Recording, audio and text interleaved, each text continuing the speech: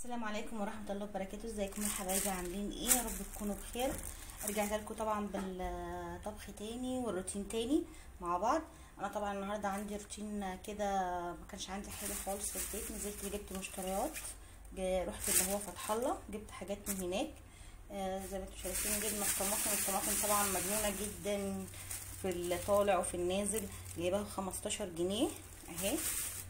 وجبت لحمه اللي هي الموزه، جبت فلفل عامل الكيلو 10 جنيه، دول عاملين 4 جنيه اهو. فلفل حامي. البسله طبعا مجمده بتاعت فتح الله حلوه قوي، انا بحبها، بحب اجيبها كيلو ب 24 جنيه. جبت بطاطس بقى، البطاطس عامله 4 جنيه 25 قرش، يعني عامله 6 جنيه، ده كيلو زياده. ده بصل، عارفه سعر البصل كام؟ البصل عامل 8 جنيه، هو الكيلو ب 8 جنيه، دوت اكتر من كيلو عامل 15 جنيه و80 قرش.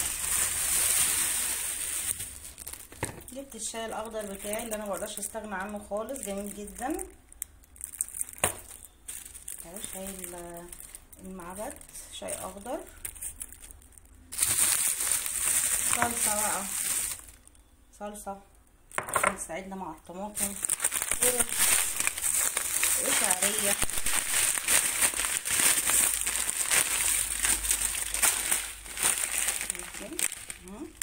شعريه دي حلوه قوي كده. جبنا حاجتنا، طبعا الدنيا النهارده بتمطر وبتشتي، وانا نزلت في عز المطره وجبت الحاجات بتاعتي. طبعا هنعمل النهارده بسله مع بطاطس كده، خضار في الفرن في صينيه. انا هاخد اللحمه بتاعتي اسلقها بقى، وطبعا السلق العادي اللي احنا عارفينه هسلقها وارجع لكم. اوكي، انا الميه غليت معايا حبايبي عشان اسلق اللحمه. معايا اللحمه بتاعتي اهي، معايا البصل، انا مقطعه بصلتين وجزره وطماطميه وقرن فلفل. هنزل بالكلام دوت في الحله بتاعتي اهي. هسقط اللحمه السلق العادي اللي احنا متعودين عليه. بسم الله. عايزه اقول لكم ان الجزره وقرن الفلفل ده والطماطميه بتدي طعم للشوربه جميل جدا، فجربوها، والريحه بتبقى خطيره. طبعا ما بحطش الفلفل الاسمر بتاعي ولا التوابل بقى اللي انا هتبل بيها الشوربه، انا مش هتبل غير احط فلفل اسمر في الاخر يعني بعد شويه كده اما تغلي شويه، وبعدين هسيبها تتسلق معايا، تاخد راحتها في السوا خالص. اوكي، بصوا يا حبايبي، انا دلوقتي هعمل البسله، هعملها مطبوخه، مش هعملها في الفرن. انا دلوقتي معايا حله على النار اهي، لازم البسله اشوحها معايا. هنزل البسله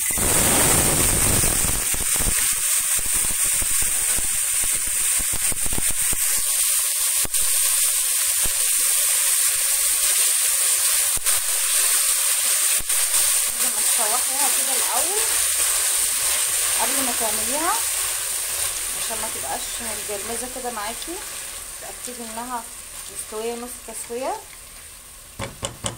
ادي اللحمه بتاعتنا اهي على النار بتتسلق، شايفين اهي.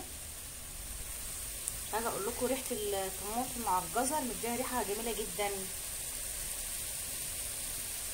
نسيبها بقى تستوي معانا، نرجع تاني لبعض. متروحوش في اي حته، وحطوا اللايك.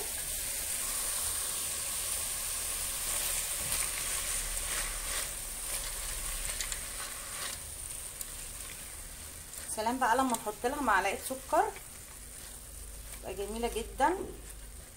انا هحط لها معلقه سكر دلوقتي، شايفين حطيت لها اهي معلقه سكر صغيره، نص معلقه كده، ليها طعم جميل جدا. طبعا هقطع معاها بطاطس مكعبات كده، وهتبقى جميله جدا. نعمل مع بعض بقى كوبايه شاي اخضر كده نتسلى فيها بقى، ما تسيبوش شويه الشاي ده بيقلب لونه اخضر، بنغطيه وبعدين بنصفيه من الحاجات اللي فيه ديت. يعني انا عامه بحبه جدا ومفيد جدا للجسم، مفيد للبشره، حلو قوي. يعني بفضله عن الشاي اللي هو العادي، فجربوه تحفه تحفه. بصوا يا حبايبي، انا معايا بصله اهي متخرطه، خرطتها مكعبات. البسله بتاعتي اتشوحت اهي، شوحتها خالص. هنزل عليها بالبصله النيه دي.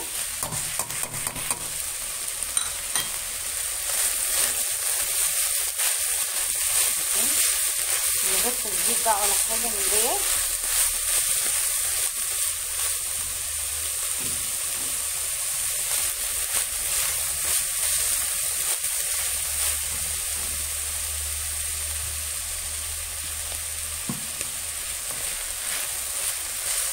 انا حطيت لها معلقه زبده شوحتها فيها.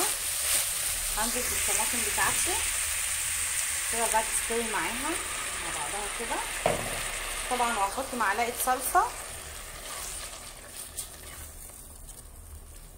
سيبها تستوي وتتسبك في الطماطم بتاعتها ديت. انا حطيت مكعب ماجي، حطيت البطاطس، شايفين شكلها عامل ازاي. سيبها طبعا بقى ايه تستوي مع نفسها كده، تبقى اخر جمال واخر حلاوه. اللحمه شكلها تاخد معايا سوا بقى، بس هسيبها براحتها خالص.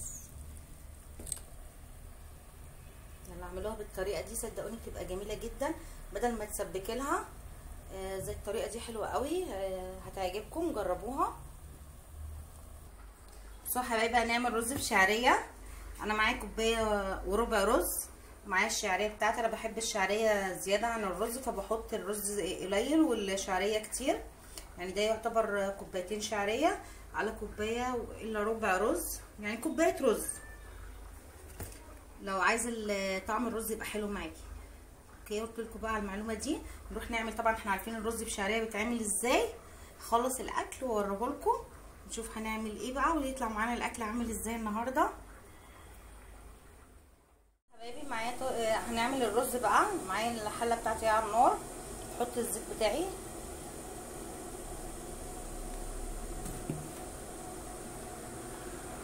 انزل بالشعريه،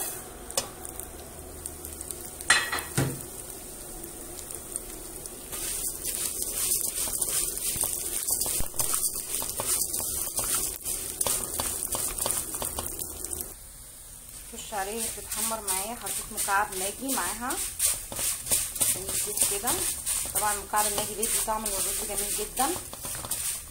عايزه اقول لكم البنات الصغيرين اللي بييجوا يعملوا رز، عايزين يعملوا رز بشعريه، الشعريه بتتحرق معاهم، ايدك على طول دايما وانت بتحمري الشعريه، ايدك تبقى فيها على طول وتقعدي تقلبي فيها على طول.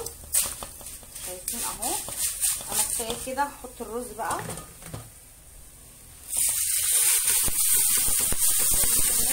اكتر من الشعريه كده، احوره كده مع بعضيه.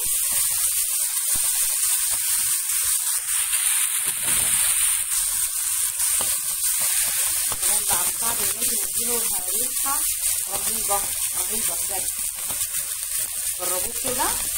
خلي بالكوا بقى وانتوا بتحطوا الملح، لان احنا حاطين طبعا الماجي، فهنحط يعني ملح بسيط جدا.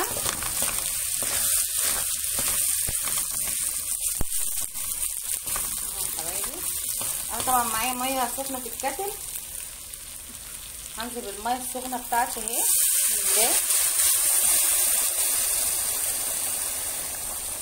بس كده.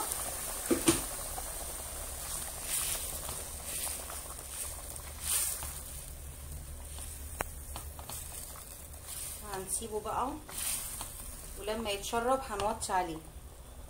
شايفين البسله بقت عامله ازاي، اتسبكت زي اكني مسبكه لها من البدايه اصلا. شايفين شكلها ولونها. انا طفيت عليها طبعا دلوقتي عشان لسه برضه هغليها تاني مع اللحمه لما احط فيها اللحمه. ايه رايكم؟ لسه بقى لما اخلص خالص نفرجكم بقى على الاكل كله. اوعوا تروحوا في اي حته، متنسوش الاشتراك في القناه وتفعيل زر الجرس وشير ولايك وسبسكرايب والحاجات الكتير دي، واللايكات اللايكات اللايكات. ها متنسوش اللايكات يا حبايبي، بحبكم قوي قوي قوي قوي. المرحله دي الرز اتشرب اهو، نوطي عليه خالص خالص خالص ونسيبه براحته يستوي معانا. اوكي انا كده وطيت عليه خالص واسيبه بقى معايا لغايه لما يستوي. فالعاده بقى ان احنا نمسك الرخامه بقى بتاعه المطبخ كده اهو ندعكها. فاهمين بقى ازاي؟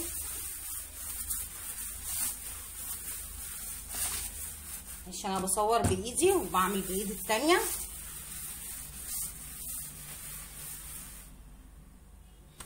مش شايفين بقى يا حبايبي كده بدعكها الرخامه بتاعتكم عشان طبعا الجراثيم. لازم ننضف الحاجه بتاعتنا بعد ما نطبخ.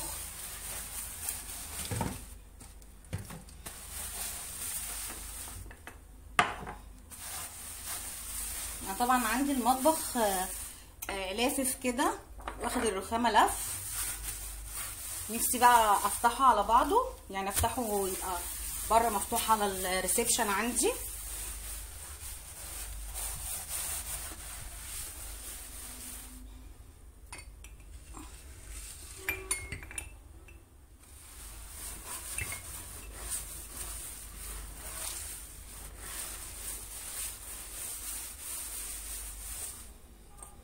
معلش بقى اسمحكم بس كده. شايفين انا بعمل معاكم روتين خفيف كده، مفيش اي حاجه، بسيط يعني.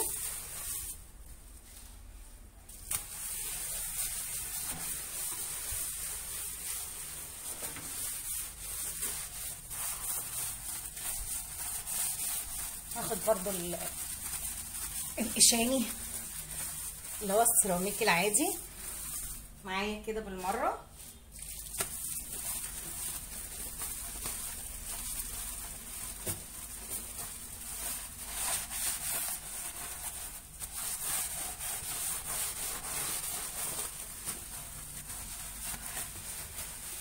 الدنيا بقت ايه صابون خالص. همسحه بقى وارجع لكم عشان الفيديو ما يطولش عليكم. شايفين بقى يا حبايبي انا خلصتها. شايفين الرخامه بقت بتلمع ازاي اهي.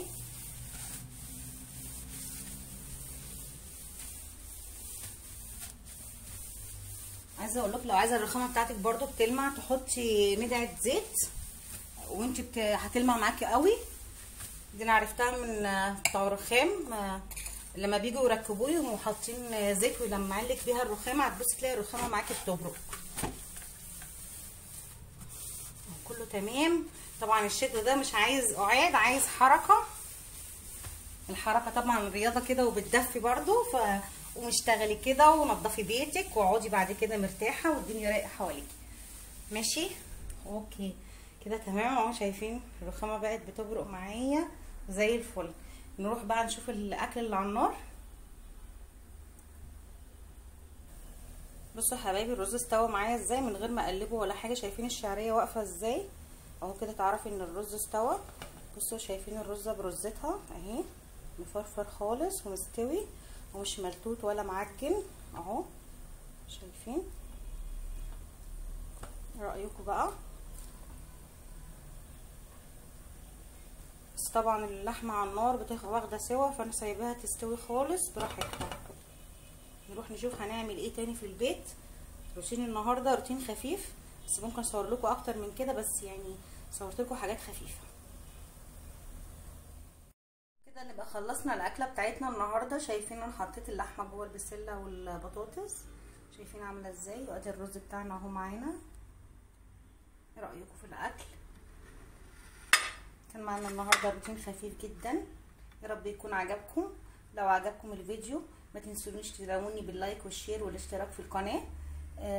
بحبكم كتير وانتظروني في اكله جديده. والسلام عليكم ورحمه الله وبركاته.